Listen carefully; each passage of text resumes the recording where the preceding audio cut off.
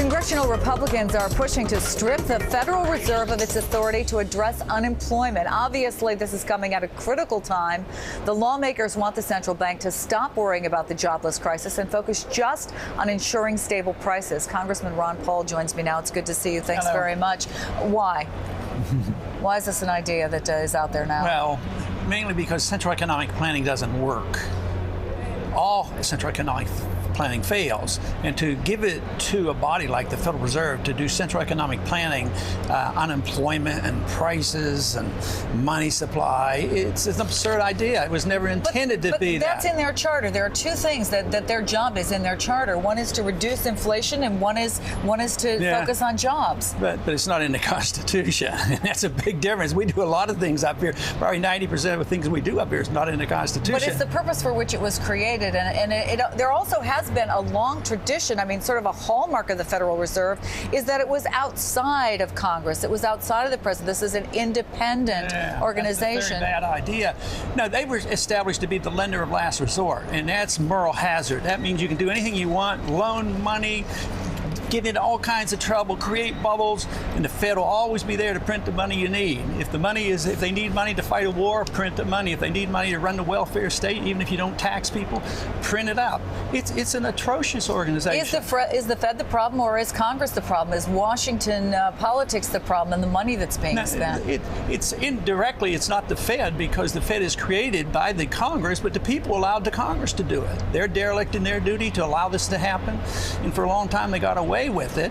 But the bubbles come from the Fed, the depressions come from the Fed, the inflation comes from the Fed, and people are waking up. The last 2 years, I mean, there's been a tremendous enlightenment with the people about the danger of the Federal Reserve pretending that they can deal with unemployment. All they know how to do is print money, and it doesn't do any good. That's what these last 2 years have proven. The Deficit Reduction Commission, which came out with a plan that a lot of people have bristled about, both sides, depending on what their particular interests are. Is there an argument to be made, Congressman, that, listen, you're in Congress, address the problems that Congress has, address the spending problem, address the budget problem, address the deficit problem, and leave the Fed as an independent organization? Well, you can't do it because the Fed is the mischief maker, and the Congress is derelict because the Fed is always there to bail them out. So no, you can't deal with central economic planning unless you deal with the Fed. It's up to the Congress. You're right about that.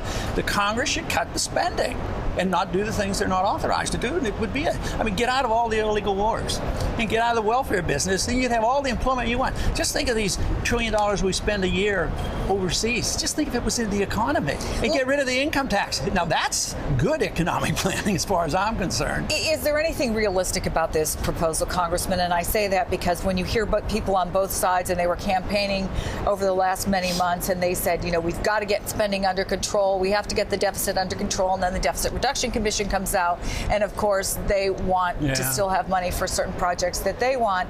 Is it realistic to even bring this up? It's not if they think it's a budgetary problem. It's a philosophy of government problem. If the people endorse the principles that we run an empire, and we're going to run a welfare state, and we're going to have a central bank inflating the currency to plan the economy, no, it's not going to work. It's not a budgetary problem. The budget is a symptom of this disease. The people have to ask, what should the role of government be? The founders asked that question, and they detested the king's idea of the role of government, so we got rid of the king. We introduced some new ideas, the ideas of liberty and independent people who, would have an incentive. But today, people have grown soft and dependent and believe government can bail them out. But there's an awakening, and that's what the Tea Party movement's all about. The people are realizing government can't do it. They fail at just about everything they do. They fail at monetary policy, foreign policy, fiscal affairs, but it's not budgetary. You can't just tinker on the edge of what we have to come up and waste and fraud and tinker here and there. We have to ask, what should the role of government be? And there's a good guide. And it's called the Constitution. They tell us what we're allowed to do. Article 1, Section 8. Everything in there that we're allowed to do. All right. Well, Congressman, thanks for coming over. Very controversial proposal there for the Congress to get involved with the Fed. Thank you so much for coming in.